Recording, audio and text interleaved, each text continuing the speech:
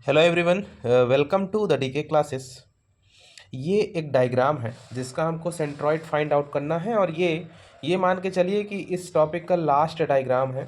ये पूरे तरीके से असिमेट्रिक है, सममित नहीं है। इसको हमने तीन भागों में ऑलरेडी डिवाइड कर दिया है, part one, part two, part three. ठीक है। अभी ये जो डायग्राम है इसको हम जूम करके आपको दिखा रहे हैं। ठीक है, जूम करके दिखा रहे हैं। आप इसका स्क्रीनशॉट ले सकते हैं, इसके डायमेंशंस नोट डाउन कर सकते हैं। ठीक है। अब चलिए हम इसको स्टार्ट करते हैं। ठीक है। और अब देखिए, इसमें तीन पार्ट्स हैं जिनका हमको एरिया फाइंड आउट करना है। तो सबसे पहले जो पार्ट A1 है उसका एरिया क्या होगा? तो A1 एक रेक्टेंगल है, ठीक है, जिसका डायमेंशन क्या है? ये देखिए 50 mm और ये 100 mm। तो इसका एरिया क्या हो जाएगा? 50 × 100 यानी कि 5000 mm का स्क्वायर। ठीक है। जो दूसरा है A2 हमने किसको माना है? एक अर्धवृत्त को माना है। तो अर्धवृत्त जब पूरा वृत्त होता है, कंप्लीट सर्कल होता है, तो उसका एरिया होता है πr²। लेकिन यहाँ पे क्या है? आधा है, तो πr²/2 हो जाएगा। तो π/2 इंटू r कितना है? 25 है, तो 25 का स्क्वायर। तो π/2 इंटू 625। जब आप इसको कैल्सी से सॉल्व करेंगे तो कैल्सी से सॉल्व करने के बाद जो आपके पास रिजल्ट आएगा वो 982 मीटर का स्क्वायर, अच्छा mm है तो mm का स्क्वायर आ जाएगा। एक तीसरा एरिया भी है बच्चों। उस तीसरे एरिया को जैसे ही हम कैलकुलेट करेंगे तो हमारे पास तीसरा एरिया क्या आएगा? त्रिभुज है, तो त्रिभुज का क्षेत्रफल क्या होता है? 1/2 आधार गुणे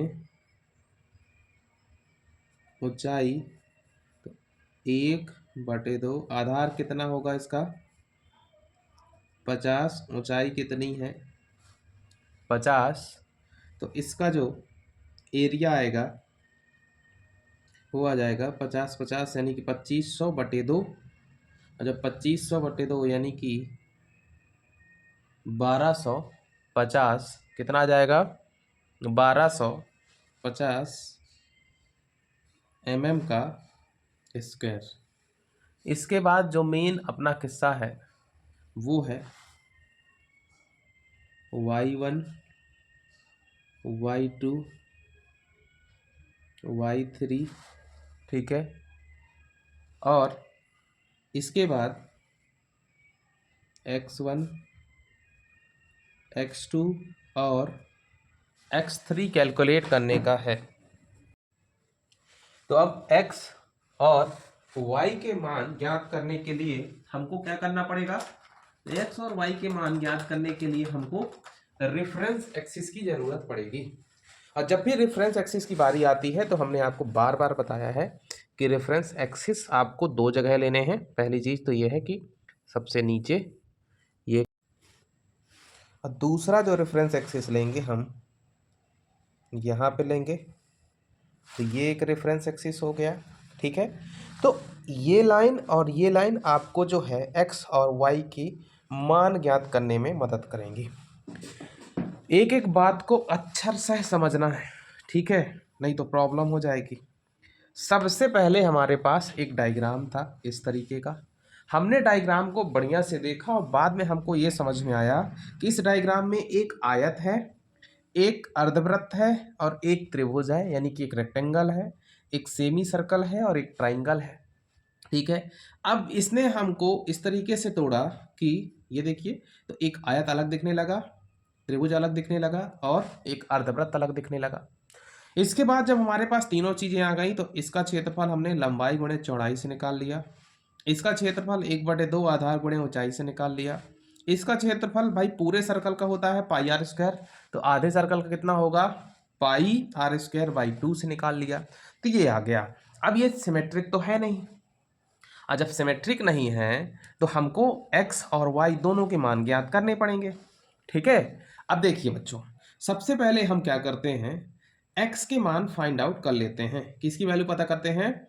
x की वैल्यू जो है पता कर लेते हैं। अब देखिए, अगर हम x की बात करेंगे तो इस आयत के लिए, ठीक है, आयत के लिए इसीलिए बोलता हूँ आपको कि जब शुरू की क्लास है उसमें हमने एक टेबल बनवा रखी है और उस टेबल को आप लोग जाके प्रॉपर तरीके से देखें तो इसका जो है CG होगा इधर बटे 2 यानी कि 100/2।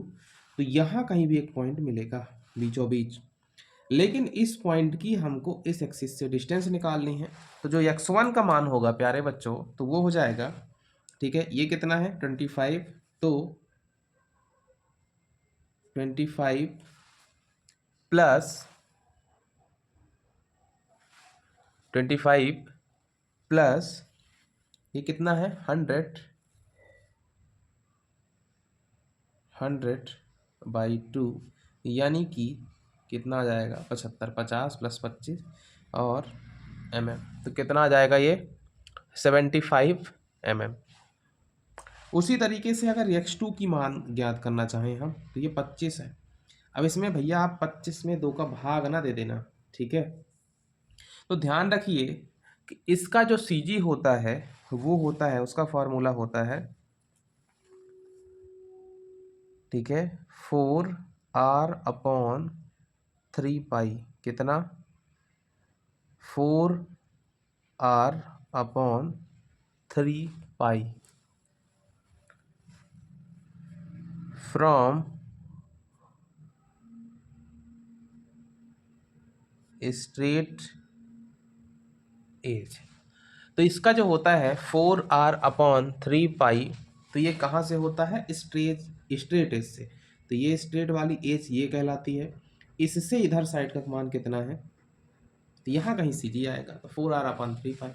लेकिन हमको पता है यहाँ से यहाँ का करना है, इसीलिए हम क्या करेंगे 25 माइनस 4r/3 तो 25 माइनस 4, r कितना है 25/3। और जब हम इसको सॉल्व करेंगे, ये जो लिख दिया है हमने इसको याद रखना बच्चों, ठीक है, इसको याद रखना। अब ये 4r/3 है। अब जब इसको आप कैलकुलेट करोगे, चलो हम यहीं पे x2 ही लिख देते हैं, तो x2 का मान कितना आएगा 25 के 100। तो आफ्टर कैलकुलेशन जो आपका x2 का मान आएगा वो आएगा 14.4, कितना आ जाएगा 14.4 mm। अब बचा क्या है x3, बचा क्या है x3। अब बारी आती है त्रिभुज की, इसी बारी आती है त्रिभुज की। तो त्रिभुज के लिए अगर आपको देखना है तो सबसे पहले आप जो है इसका CG पता करो। ये कौन सा त्रिभुज है यार, ये 50, ठीक है, ये कितनी है भाई ये 50 और ये 100, ये मिडिल में है, तो ये भी 50 प्लस 50 100, तो ये 50 है। ये इधर से भी दिख रहा है 25 प्लस 25, ये हाइट भी इसकी 50 है। तो ये त्रिभुज एक प्रकार से है समद्विबाहु त्रिभुज है। कैसा त्रिभुज है समद्विबाहु त्रिभुज है। अब इसका जो सेंटर होता है, अगर उसका फॉर्मूला आपको याद हो, ठीक है, तो इसका CG कहाँ पे होगा 25 प्लस 50, मैं लिखते चलता हूँ 25 प्लस 50 प्लस, अगर आप इधर से देखोगे तो इसके मिडिल में होगा, यानी कि इसी लाइन में कहीं होगा। तो यहाँ से यहाँ की डिस्टेंस कितनी बचेगी 25, तो ये हो जाएगा, ठीक है, 100 mm। और अगर हम यहाँ के मान पता करें y1 y2 और y3, तो y1 का मान क्या होगा, y1 का मान होगा अभी इस नीचे वाले एक्सिस से ऊपर की डिस्टेंस, तो ये 50 है, तो 50/2 यानी कि 25। y2 का मान क्या होगा यहाँ से यहाँ तक की हाइट, तो वही ये टोटल 50 है तो बीच में होगा, तो 25 यानी कि 50/2 इक्वल टू 25। जो y3 है बच्चों, देखो यहाँ से यहाँ तक का तो मान कितना है 50। अच्छा, मेरे को ये भी लग रहा है कि इतने सारे प्रश्न आपको मैंने करा दिए हैं तो आगे की सारी नैया ही पार हो गई है, बाकी कोई प्रॉब्लम आपको आने ही वाली नहीं है, ठीक है। तो ये हो जाएगा 50। और जब ये है 50 प्लस, इसी तरीके से इसका भी एक फॉर्मूला होता है, ठीक है, कि ऊपर से जो पॉइंट रहता है, जो शीर्ष रहता है, शीर्ष से नीचे साइड देखेंगे तो 2h/3 होता है, और नीचे से अगर ऊपर देखेंगे तो h/3 होता है। यानी कि h कितना है, इसका हाइट कितना है, 50/3। अब ये 50/3 कैसे आ गया, इसके लिए मैं फिर से आप लोगों को बोलूँगा कि आप पहली या दूसरी क्लास में जाओ, उसके टेबल को पढ़ो और उस टेबल के फॉर्मूलों को एकदम रट जाओ, तभी जाके काम बनेगा। तो हमारे पास x1, x2 और x3 की वैल्यू आ चुकी है, y1, y2 और y3 की वैल्यू आ चुकी है। तो हम सबसे पहले क्या करेंगे, फाइंड आउट करेंगे x बार। तो क्या होगा, a1 x1 plus a2 x2 plus a3 x3 upon a1 plus a2 plus a3। इससे मान अपन निकाल लेंगे। इसमें जब आप a1 की वैल्यू पुट करोगे तो a1 कितना है, x1 की वैल्यू कितनी होगी, तो x1 आया है आपका 75 प्लस a2 कितना है बच्चों, a2 है 982, x2 कितना है, तो x2 आया है 14.4, a3 1250 है, और x3 कितना है 100 डिवाइड बाई a1 कितना है, तो a1 है 5000,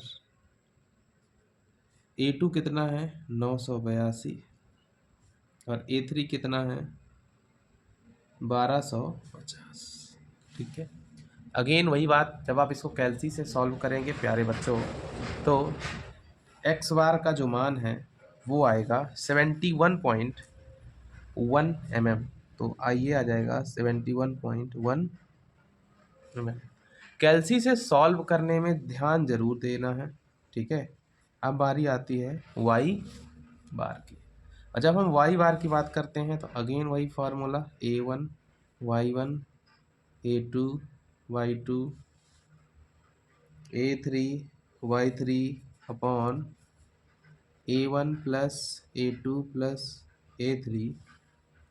ठीक है, अब आप इसमें वैल्यू पुट करोगे तो क्या आएगा, a1 कितना है 5000, y1 कितना है, y1 है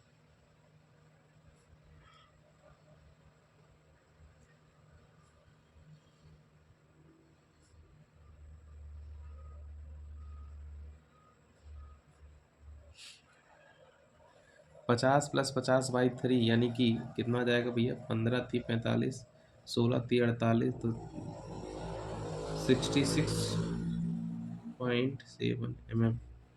ये आ जाएगा 66.7 अपॉन a1 a2 1250। और जैसे ही इसको सॉल्व करेंगे तो हमारा मान कितना आ जाएगा,